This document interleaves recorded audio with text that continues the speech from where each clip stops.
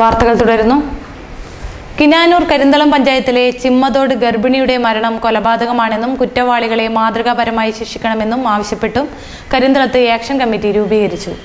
ചിമ്മത്തോട്ടെ കുഞ്ഞമ്പുവിന്റെ മകൾ സുലോചന 2005 ഫെബ്രുവരി 26-നാണ് സ്വന്തം വീട്ടിൽ ദുരൂഹ സാഹചര്യത്തിൽ മരിച്ച നിലയിൽ കണ്ടെത്തിയത്. ഇത് കൊലപാതകമാണെന്നാണ് നാട്ടുകാരും ചില ബന്ധുക്കളും സംശയിക്കുന്നത്. സുലോചന പയ്യന്നൂർ സ്വദേശിയായ ഒരു യുവാവുമായി നേരത്തെ വിവാഹം കഴിച്ചിരുന്നു.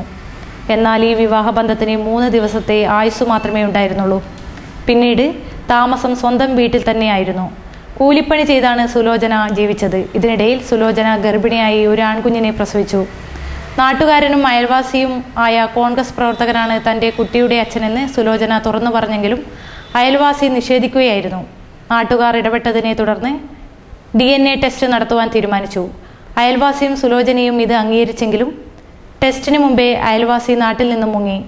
നാട്ടിലെ കോലാഹലങ്ങൾ അടങ്ങിയ ശേഷമാണ് ഇയാൾ നാട്ടിൽ തിരിച്ചെത്തിയത്.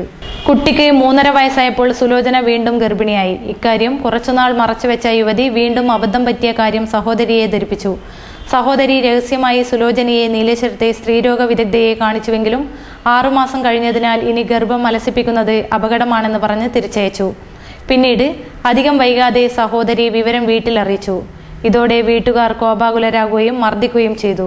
ക്രൂരമായ മർദ്ദനത്തിൽ ബോധരഹിതയായ യുവതിയുടെ വായിൽ വിഷദ്രാവകം ഒഴിച്ചുകൊടുത്ത് കൊലപ്പെടുത്തിയെന്നാണ് നാട്ടുകാരിൽ ചിലർ ആരോപിക്കുന്നത്.